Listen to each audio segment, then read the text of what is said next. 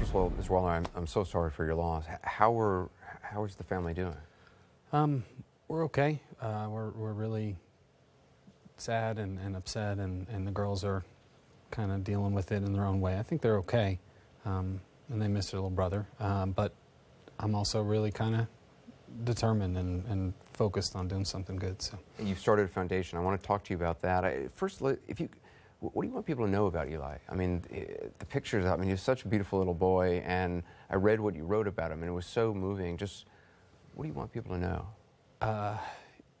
He really just, his whole thing was making his mom and dad proud. He really was like that puppy dog kind of in that way. You know, he'd just look in your eyes and he would ask you know, are you proud with me? And it would say, yes, I'm proud of you, Eli. You know,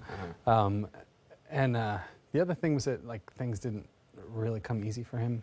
I mean, he had like speech and language sorts of delays, and he didn't he wasn't some hard charging kid, but he would just plug away, and little by little he would get stuff. He never gave up on things.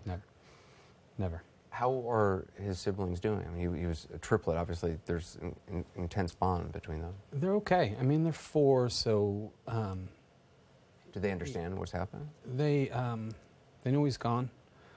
You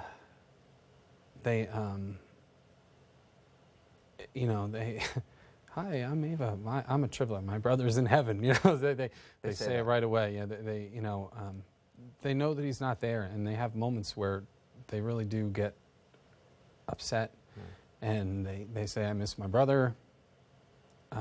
So they, I think, understand as much as a 4-year-old can. Yeah. I mean, obviously, a lot of parents have been following what happened to Eli very closely and are very concerned. Was there any sign that anything was wrong? I mean, I know there was some concern he had pink eye. Was that the only thing? It really was. I mean, we kept him out of school that Wednesday because his sister had pink eye on Tuesday or whatever it was, and so that's the way it goes. You know, everybody's thought they're all going to get it, so we just kept him out of school that day. But they were outside, running around, having a great day. I put him to bed at night. The way our schedule works, I put him to bed, and I have a little routine that I do with them, and I kiss them goodnight, and I say a little thing to each one. And Eli's just, you know, we would always say, let's make it a great day tomorrow, you know. Did they all sleep in the same room? They did, yeah, it was pretty cool. And amazingly, they slept too. They wouldn't you know, it was pretty cool. But I told him, you know, let's have a great day tomorrow. And he told me, he said, I will, Daddy, I will.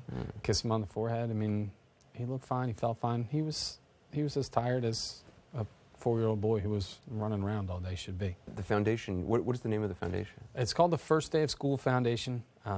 Eli had 2 first days of school in his life, and he loved them both. He loved school. He did. He really did. He had an awesome set of teachers. Miss Seal, Miss Teresa, Miss Lisa. We are so grateful for them. And the school has made these ribbons. Yes, yeah, we're doing this. The whole community really. We've got ribbons out on mailboxes and doors, and people are wearing ribbons just in support of, I think, what we're trying to do here to help kids who are kind of like Eli. Imagine a kid who maybe is a little nervous and he's starting off school, and he would get so jazzed up about his new outfit and you know, let's get a new pair of sneakers and a Star Wars backpack and let's have our first day of school.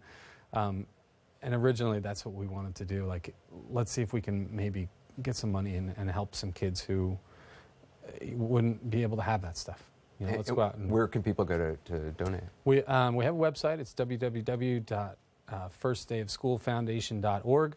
You can go right there, and there's a big green Please Donate button. I just want to read one thing you wrote that you said about it, and you referenced it a little bit. You said, imagine a shy little puppy who wants only to make people proud and happy, maybe tripping a bit over his own paws, but truly full of unconditional love.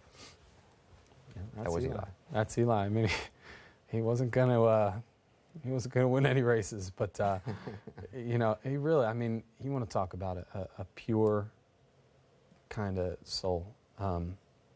He cared a lot. He loved his sisters. He loved his friend.